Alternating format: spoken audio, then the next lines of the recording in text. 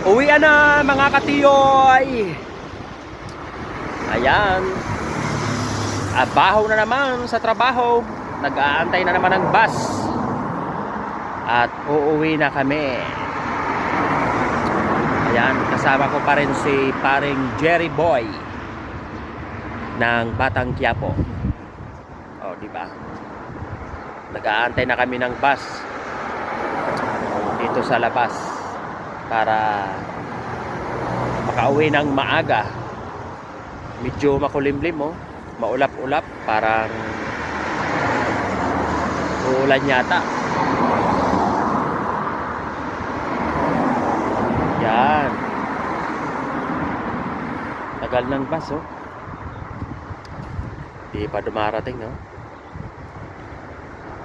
Oh, siya, mga katiyoy friend. Uuwi na po tayo. Bye-bye.